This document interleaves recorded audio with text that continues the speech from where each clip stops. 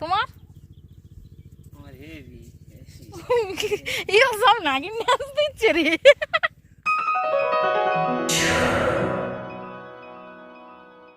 Good morning guys, তোমরা সবাই কেমন আছো? আশা করি সবাই ভালো আছো, আর আমিও ভীষণ ভালো আছি। পরম মৌসুমী ডেলি ব্লগ চ্যানেলে তোমাদের অনেক অনেক স্বাগত জানাই। এখন প্রায় সকাল 9টা 9:30 বাজে, তো তার জন্য গুড মর্নিং বললাম তোমাদের, কিন্তু অনেকটাই বেলা হয়েছে। গ্রামের দিকে 9টা 9:30 মানে অনেক বেলাই বলতে পারো। আজকের আবারও চলে এসেছি সেই নদীর চরে। আজকে সকাল সকাল এসেছি। কালকের তো এসেছিলাম জোয়ার উঠছিল তখন, তো কালকের এসেছিলাম অনেক বেলায়, অবশ্য দুপুরবেলা 2টো 2:30টার দিকে। আর আজকের ওই জন্য এত সকাল সকাল চলে এসেছি। সবে চরটা জেগে জেগে উঠছে, ভাটা পড়ছে আর কি। তো অনেকটা টাইম ওই চরে কাটানো যাবে আজকে। প্রচুর রৌদ্র উঠেছে, এই গাছটার নিচে একটু ছাওয়া মতো আছে, তাই আমি আর বোন দুজনে দাঁড়িয়ে দাঁড়িয়ে এখানে গল্প করছি। আর বরমশাই তো এসে আমাদের দুজনের পেছনে লেগেছে। আজকে রাজ আর আমাদের সঙ্গে আসেনি, বাচ্চাগুলো সবকটাই বাড়িতে রয়েছে। রাজের আজকের অবশ্য রেজাল্ট দেবে, ওর জন্যই ও আসলো না, ও স্কুলে যাবে। আর আমাদের পরমদের রেজাল্ট কালকের দেবে, তো আমি মাসিকে তো বলে এসেছি, মাসি রেজাল্ট তুলে নেবে আর সঙ্গে সঙ্গে একসাথেই ভর্তি হয়ে যাবে। তো মাসিকেই বলে এসেছি, মাসি এবারে পরমের গার্জেন হয়ে মাসিই ভর্তি করে দিয়ে আসবে পরমকে স্কুলে। আর ওই যে বোট দেখো, ওই যে চরে বোটটা আটকে গেছে। ওই যে চরটা দেখো, ওই চরে বোটটা আটকে আছে, দেখতে পাচ্ছ? এই যে চরটা দেখতে পাচ্ছ, এই চরে বোট পুরো আটকে গেছে। এই আপনার দেখাচ্ছি, দেখো এই যে বোটটা, এই বোটটা পুরো আটকে গেছে।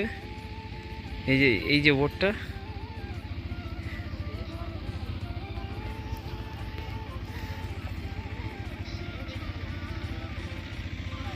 চটটা এখনও পুরোপুরি পড়েনি বলে আমরা উপরের দিকে উঠে এসেছিলাম।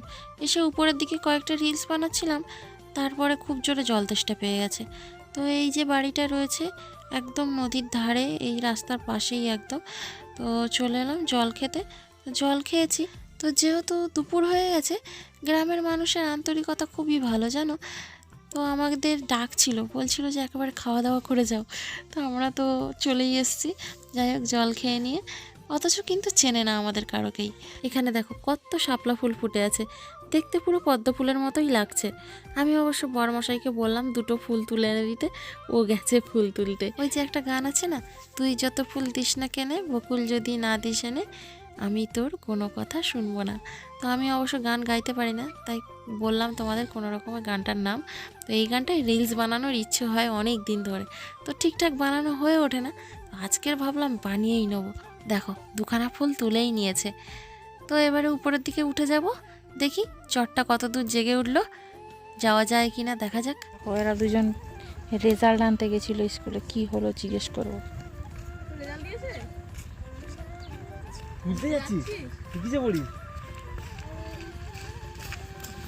বল ভুলে গেছে, ও ভুলেই গেল। তুই 2 এ পড়ে 3 তে উঠবে। আরে দাঁড়া, নতুন ক্লাসে উঠবে, কনফিউজ হয়ে গেছে। মিষ্টি আনবি বাবু? লজেন আনবি, লজেন। হ্যাঁ, আর এইদিকে একজন নেমে গেছে, নাও।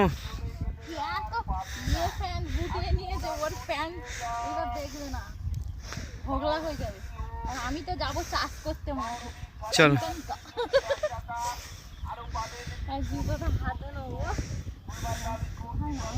এতে দিন নাও। এ কি কাদা তো প্রচুর, না ঢোকেনি। চলো এই দিক দিয়ে চলো না, এদিক দিয়ে চলো না। হুম,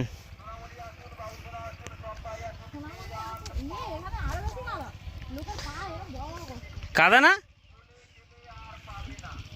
সবে ভাটা পড়েছে তো তাই এতটাই কাদা। কালকের যখন এসছিলাম তো অনেকটাই শুকিয়ে গেছিলো।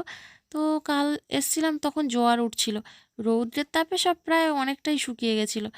আজকের আর পুরো সদ্য অবস্থায় এসছি, সবে ভাটা পড়েছে, শুকনো হয়নি, সমস্ত জায়গায় কাদা। এই কাদা মারিয়ে মারিয়ে যেতে হচ্ছে। এখানে অল্প অল্প জল আছে, আমি বেশ নাচতে নাচতে যাচ্ছিলাম, বেশ ভাল লাগছিল। বরমশাই আবার আমাকে ঠেলে তুলে দিচ্ছে, বলে না না না, এখানে চোরা বালি আছে।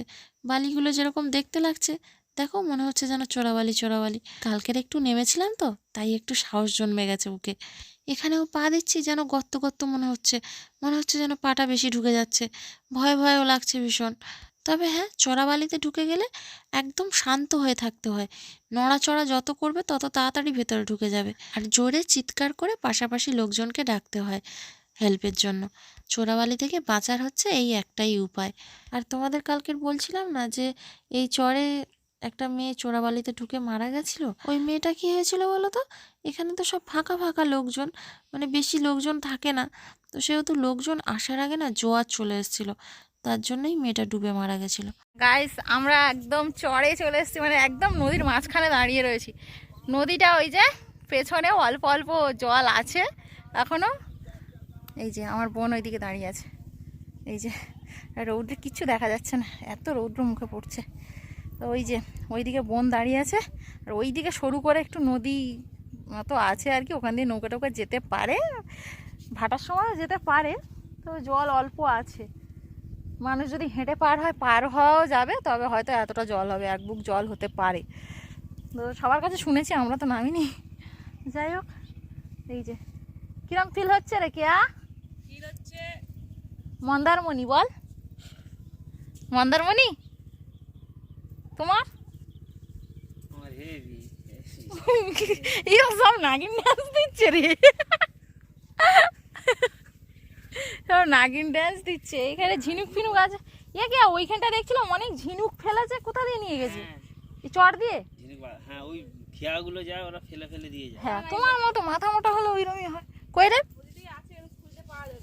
এই একটা ঝিনুক, এ মাটি চাপা পড়ে কালো গেছে। ঝিনুক। করো শুধু উল্টা পাল্টা, এ যা তো ধান্দা মান্দা, শুধু উল্টো পাল্টা ধান্দা। এখন দুপুর 2:30 বাজে, এই সবেমাত্র বাড়িতে এলাম, এসে দেখছি দুটো মিলে খেলা করছে।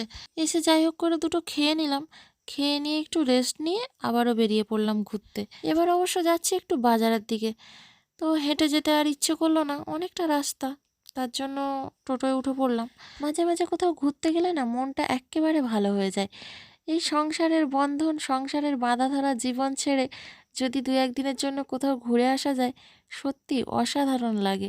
নিজেদের মনটাও অনেকটা হালকা লাগে, বেশ ভালোও লাগে। যে কদিন ঘুরতে বেরোনো হয়, সংসারের কোনো চাপ নেই, চিন্তা নেই, কোনো কাজকর্ম নেই, কিচ্ছু নেই। শুধু প্রকৃতিকে দু চোখ ভরে উপভোগ করা, প্রকৃতির কোলে হারিয়ে যাওয়া, এটা যেন আলাদা রকমের একটা শান্তি। এই শান্তি যেন আর অন্য কোথাও খুঁজে পাওয়া যায় না। তো গাইস, যাই হোক, আজকের ভিডিওটা আমি এখানেই শেষ করছি। সবাই ভালো থেকো, সুস্থ থেকো, সাবধানে থেকো। আবার দেখা হচ্ছে পরের একটা ভিডিওতে। আর ভিডিওটা ভালো লাগলে একটা লাইক অবশ্যই দিয়ে দিও, আর কমেন্ট করে জানাতে ভুলো না কিন্তু ভিডিওটা কেমন লেগেছে। আমার চ্যানেলে নতুন বন্ধু হয়ে থাকলে চ্যানেলটা সাবস্ক্রাইব করে আমাদের পাশে থেকো। আর এই পড়ন্ত বেলায় আমি মৌসুমি, আবারও দেখা হচ্ছে, কথা হচ্ছে সেই প্রতিশ্রুতি দিয়ে আজকের মতো তোমাদের কাছ থেকে বিদায় নিলাম।